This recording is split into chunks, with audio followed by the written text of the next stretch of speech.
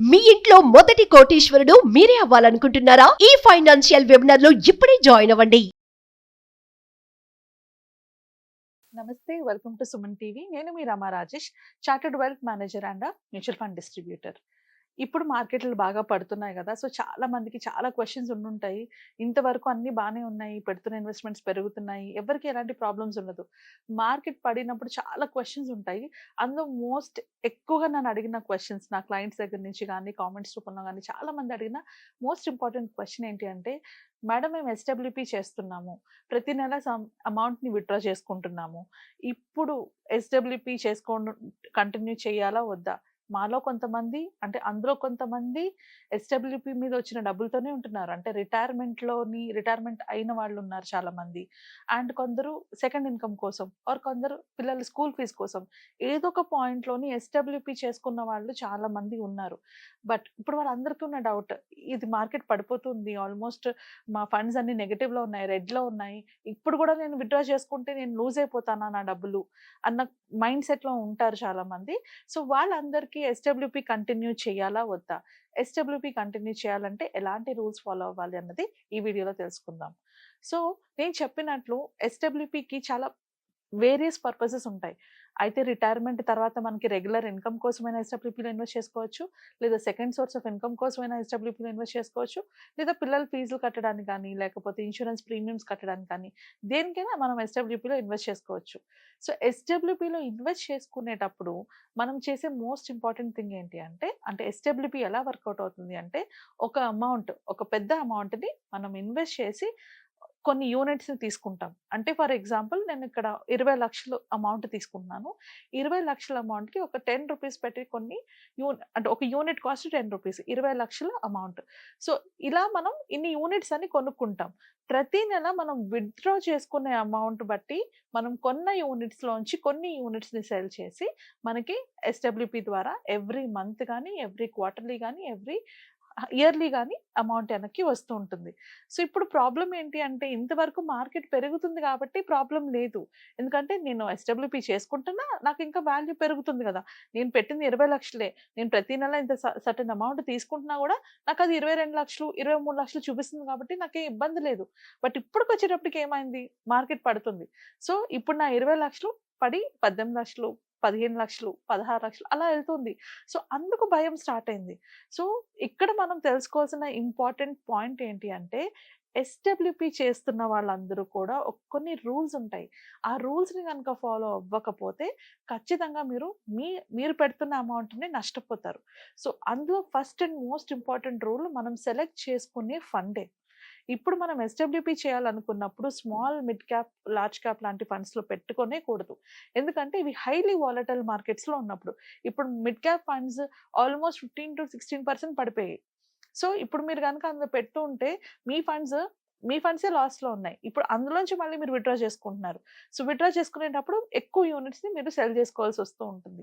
So ఇది గుర్తుపెట్టుకోండి, SWP చేసేటప్పుడు ఖచ్చితంగా కూడా మనం స్మాల్, మిడ్, లార్జ్ క్యాప్స్‌లో పెట్టుకొని ఆ అమౌంట్‌ని విత్‌డ్రా చేసుకోకూడదు. ఎస్డబ్ల్యూపీలో మనం ఎప్పుడైనా కూడా ఫ్లెక్సీ క్యాప్ కూడా కాదు, బట్ దానికన్నా బెటర్ ఆప్షన్ మనకి హైబ్రిడ్ ఫండ్స్. హైబ్రిడ్ ఫండ్స్‌లో పెట్టుకొనే ఎస్డబ్ల్యూపీ చేసుకోవాలి.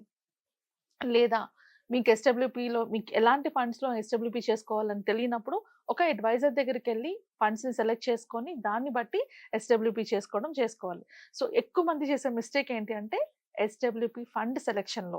సో మీరు కరెక్ట్ అయిన ఫండ్ గనక సెలెక్ట్ చేసుకుంటూ ఉంటే, అంటే హైబ్రిడ్ ఫండ్స్‌లో గనక మీరు పెట్టుకున్నా, లేకపోతే ఏవైనా ఫ్లెక్సీ క్యాప్, అంటే ఎక్కువ వాలటిలిటీ లేని ఫ్లెక్సీ క్యాప్ ఫండ్స్‌లో పెట్టుకున్నా కూడా okay. Best option is hybrid funds. Aggressive hybrid funds అయినా ఓకే, బ్యాలెన్స్డ్ హైబ్రిడ్ ఫండ్స్ అయినా ఓకే. దాంట్లో పెట్టుకొని ఎస్డబ్ల్యూపీ చేసుకుంటే పర్వాలేదు. ఆర్ కొన్ని అడ్వైజర్స్ మీకు వేరే పాయింట్‌లో చెప్తారు. అంటే ఏంటి అంటే, మన ఈక్విటీలో ఉన్న ఒక 75% పెట్టి, 25% డెట్‌లో పెట్టి, ఈ ఫండ్‌ని మనం డైవర్ట్ చేసుకుంటామని చెప్తూ ఉంటారు. అలా ఒక అడ్వైజర్ ద్వారా మీరు వెళ్తూ ఆ డైవర్సిఫికేషన్ చేసుకుంటూ, డెట్ ఫండ్‌లోంచి మీరు ఎస్డబ్ల్యూపీ విత్‌డ్రా చేసుకుంటూ, ఈక్విటీ ఫండ్‌ని అలానే ఉంచుకుంటే పర్వాలేదు. అలా కాకుండా మీ ఓన్‌గా చేసుకుంటే మాత్రం అబ్జర్వ్ చేయండి, ఎలాంటి ఫండ్స్‌లోంచి మీరు విత్‌డ్రాల్ పెట్టుకున్నారు అన్నది. Okay. Now coming to the second point, SWP amount.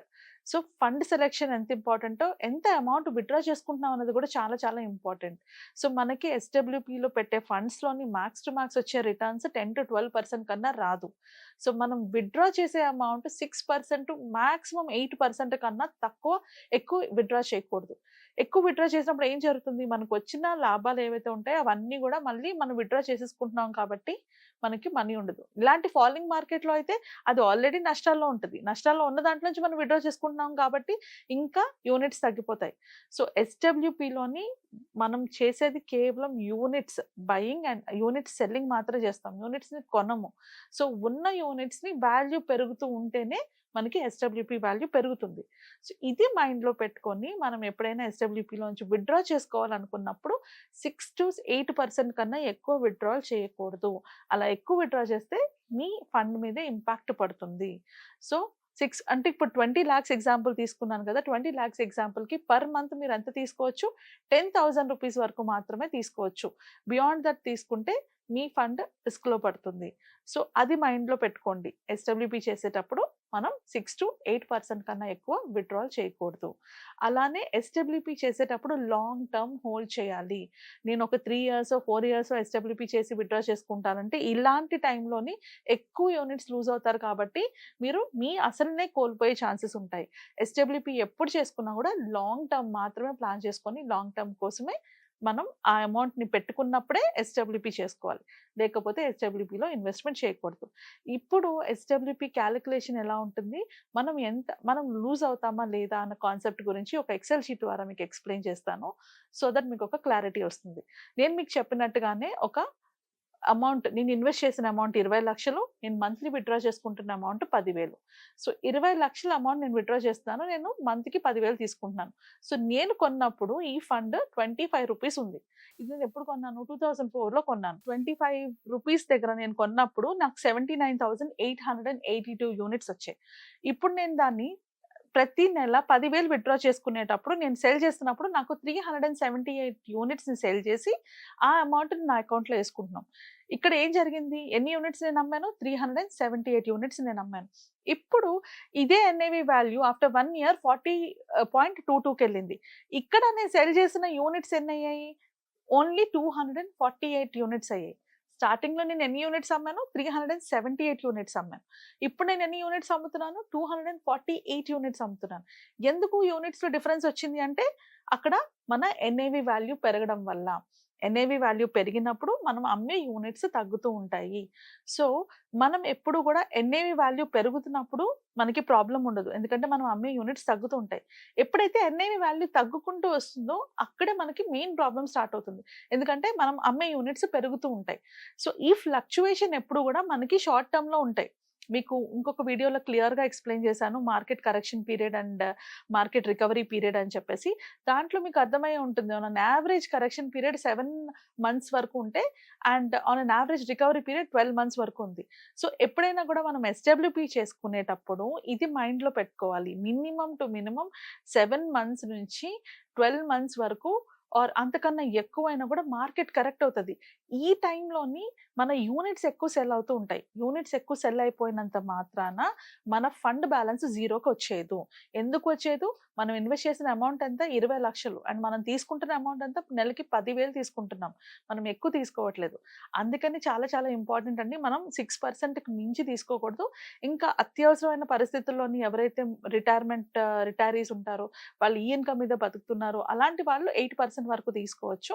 So, ఈ 6-8% లోపు గనుక మీరు తీసుకోగలిగితే మీ ఫండ్ వాల్యూ జీరోకొచ్చే ఛాన్సెస్ ఉండవు. అండ్ ఇది కంటిన్యూయస్‌గా ఈ 6-8% మీరు గనక తీసుకుంటుంటే, మీకు కావాల్సినన్ని సంవత్సరాలు తీసుకున్నా కూడా ఫండ్ వాల్యూ గ్రో అవుతూనే ఉంటుంది.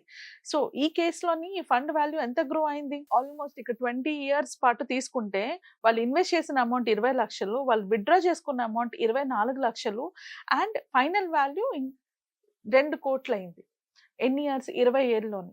సో, ఎప్పుడైనా కూడా ఎస్‌డబ్ల్యూపీ చేసేటప్పుడు మీ మైండ్‌లో ఉండాల్సింది నేను ఎంత లాంగ్ టర్మ్ ఉండగలను అన్న పాయింట్‌లోనే ఎస్‌డబ్ల్యూపీ తీసుకోండి.